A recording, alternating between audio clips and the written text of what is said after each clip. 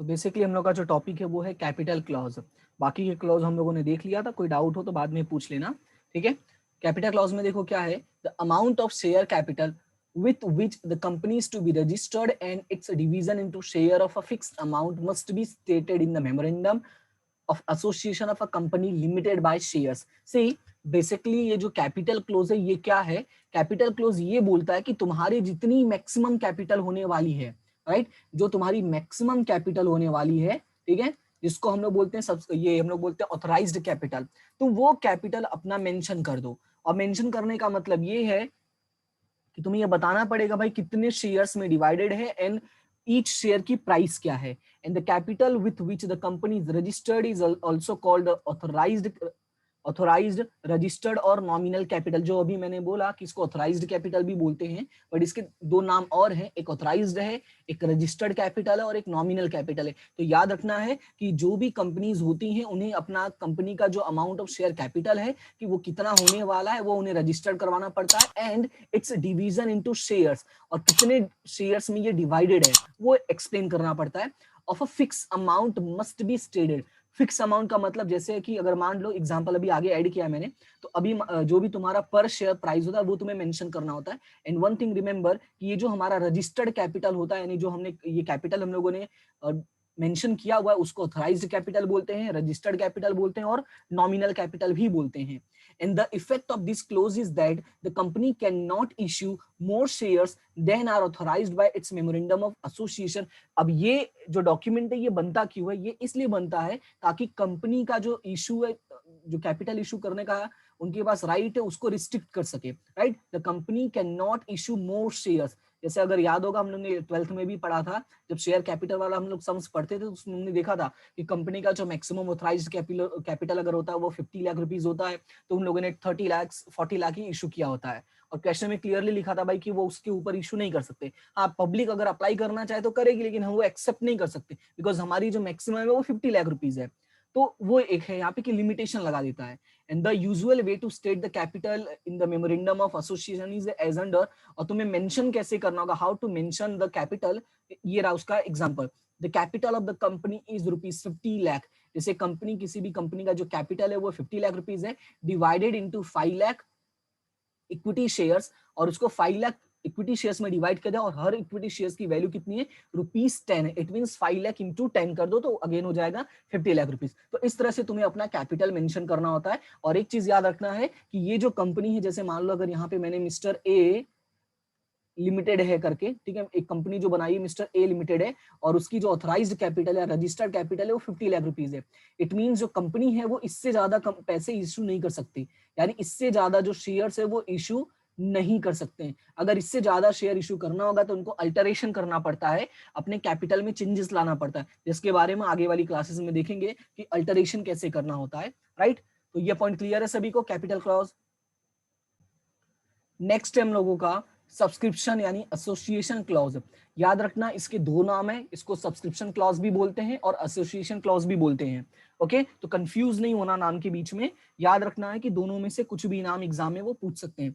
The person subscribing their signatures at the end of the memorandum of association must state that they are desirous of forming themselves into an association in pursuance of memorandum of association। See, basically ये clause explain क्या करता है, ये clause explain ये करता है कि जो कंपनी में मेंबर्स हैं, जिन लोगों ने अपना नाम दिया है कि वो लोग कंपनी स्टार्ट करना चाहते हैं, राइट, उन लोगों को अपना सिग्नेचर देना पड़ता है, उन लोगों को अपना सिग्नेचर रखना पड़ता है। और ये हाँ, तो उन लोगों को एक्सप्लेन करना पड़ता है, उनको बताना पड़ता है भाई कौन कौन लोगों ने सिग्नेचर किया है, तो उसी को बोलते हैं सब्सक्रिप्शन या एसोसिएशन। दैट्स व्हाई यहाँ पे वर्ड यूज किया हुआ है एसोसिएशन, मतलब कौन कौन लोग मिलके ये कंपनी को स्टार्ट किया है वो मेंशन करना पड़ता है। अब यहाँ पे मैं वापस रिपीट करता हूँ, the person subscribing their signatures at the end of memorandum of association must state that they are desirous। अब उनको साइन क्यों करना पड़ता है भाई, ये इसलिए साइन करना पड़ता है ताकि ऐसा ना हो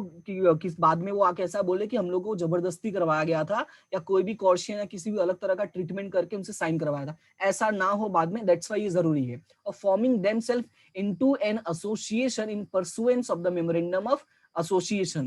The memorandum of association must be signed by 7 or more person in the case of public limited company. तो हम लोग को पता है कि जो पब्लिक लिमिटेड कंपनी होती है उसमें एटलीस्ट 7 पर्सन होने चाहिए, राइट। एटलीस्ट कितने होने चाहिए? 7 पर्सन होने चाहिए। इसका मतलब ये है कि जब सब्सक्रिप्शन क्लॉज बनेगा in case of public company, right, तो ऐसे केसेस में तुम्हें 7 या उससे ज्यादा लोगों का सिग्नेचर लेना पड़ेगा। And in case of private company by 2 और मोर पर्सन, और अगर प्राइवेट कंपनी है तो 2 और more person in the presence of at least 1 witness who shell attest the signature. और विटनेस का भी होना कंपलसरी है ताकि वो बाद में पलट ना जाए, right. In the full descriptions, address, occupation etcetera of the subscribers and the witness must be written. And साथ में ये भी एक्सप्लेन करना पड़ेगा कि भाई उनका एड्रेस क्या है, उनका ऑक्यूपेशन क्या है, और जो सब्सक्राइबर्स प्लस विटनेस सबका ये इंफॉर्मेशन डिटेल लिखना पड़ता है। And each subscriber must mention opposite to its his name the number of shares he agrees to take. एक चीज और याद रखना है, और उस पर्सन को ये भी मेंशन करना पड़ेगा कि उसने कितने शेयर परचेस किया है। He have to mention this information opposite to his name, and each subscriber must agree to take at least 1 shares in the company।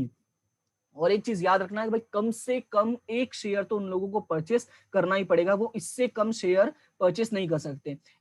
each subscriber must agree to take at least 1 share, right, ये clear है। And आगे लिखा as per the form number INC 13 of the companies incorporation rule 2014 the statutory requirement regarding subscription of memorandum is that. एक चीज याद रखना, ये बीच बीच में फॉर्म्स नंबर आएगा तो याद रखना जो फॉर्म नंबर 13 है वो सब्सक्रिप्शन क्लॉज यानी एसोसिएशन क्लॉज से रिलेटेड है। तो ये थोड़ा सा इंफॉर्मेशन तुम लोग को याद रखना पड़ेगा।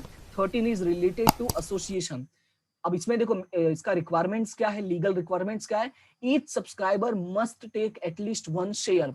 सब्सक्रिप्शन क्लॉज का जो लीगल रिक्वायरमेंट है उसका ये है कि ईच पर्सन को एटलीस्ट 1 शेयर परचेस करना ही पड़ेगा, right. at least 1 share, and each subscriber must write opposite his name the number of share which he agrees to take। साथ में उसको ये भी मेंशन करना पड़ेगा कि उसने कितना शेयर परचेस किया, यानी पहले एक से ज्यादा शेयर एटलीस्ट परचेस करना पड़ेगा, अपना नेम मेंशन करना है और नेम के सामने उसे मेंशन करना है कि उसने कितने शेयर्स परचेस किए हैं।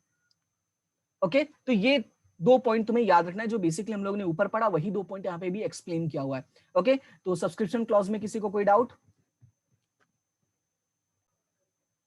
याद होगा जब हम लोगों ने फर्स्ट क्लास लिया था तो मैंने कहा था कि एक एक्स्ट्रा क्लॉज भी होता है, लेकिन जिसका यहाँ पे इंक्लूड नहीं किया है मैंने। रीजन ये है कि बेसिकली 6 ही क्लॉज होते हैं कंपनीज में, कंपनी एक्ट के अकॉर्डिंग, लेकिन 1% कंपनी के लिए भी एक एक्स्ट्रा क्लॉज ऐड किया है। ये सेपरेट हम लोग को स्टडी करना होता है, जिसका नाम है सक्सेशन क्लॉज। अब तुम लोग को तो पता ही होगा सक्सेशन का मतलब क्या है, कि जो हमारे बाद हमारा काम संभालता है उसको बोलते हैं सक्सेशन, राइट। सिंपल जो मतलब होता है वो यही होता है सक्सेशन का, कि मेरे बाद मेरा कौन वारिस होगा। ओके, तो 1% केसेस में प्रॉब्लम क्या है कि 1% केस में एक ही पर्सन होता है, 1% कंपनी जो होती है उसमें एक ही पर्सन होता है। सो उसके डेथ के बाद तो कंपनी बंद हो जाएगी, और कंपनी अगर बंद हो गई तो फायदा क्या, क्योंकि इट मे बी पॉसिबल कि हो सकता है जैसे इस साल मैंने कंपनी स्टार्ट किया, नेक्स्ट ईयर मेरा एक्सीडेंट हो गया, तो कंपनी तो फिर टेम्पररी के लिए हो गया। तो दैट्स वाई गवर्नमेंट यानी जो हमारी कंपनी एक्ट है वो यहाँ पे एक क्लॉज ऐड कर दिया कि भाई तुम अपना जो सक्सेशन है यानी जो तुम्हारे बाद कंपनी को हैंडल करने वाला है उसका नाम मेंशन कर दो। इन केस अगर तुम्हें कुछ हो गया, यू आर इनकेपेबल और you are not able to handle the company, then that person can take over, right. So देखते हैं क्या लिखा है। This clause shall state the name of the person who in the event of death or incapacity to contract, right। यानी 2 चीजें इसमें mention किया, या तो उसकी डेथ हो जाए या सामने वाला पर्सन जो है वो इनकैपेसिटी हो जाए, मतलब कि इनकैपेबल हो जाए कॉन्ट्रैक्ट करने के लिए। Of the subscriber shall become the member of the company, this clause shall be part of association and subscription clause। याद रखना ये बेसिकली किसका पार्ट है, सब्सक्रिप्शन क्लॉज का ही पार्ट होता है। The above clauses are compulsory and are designed by the Companies Act as a condition on the basis of which alone a company is incorporated। Basically ये क्यों बना था, ये जो अकेला पर्सन कंपनी स्टार्ट करता उसके लिए बना था। Obligation on subscribers, the subscribers to the memorandum are obliged to pay for the shares for which they have agreed to subscribe, to sign the articles of association, to appoint first director or to act as a first director until they are appointed। तो यहाँ पे obligations में क्या लिखा हुआ है यहाँ पे on subscribers कि भाई उन लोगों को अमाउंट पे करना पड़ता है जो शेयर्स वो लोग परचेस करना चाहते हैं, right. obliged to pay for the shares or which they have agreed to subscribe, उन लोग को वो अपना काम करना पड़ेगा। ओके, तो ये था तुम लोगों का पूरा क्लॉज के बारे में। तो अभी किसी को कोई भी डाउट है क्लॉज से रिलेटेड तो पूछ लो एक बार।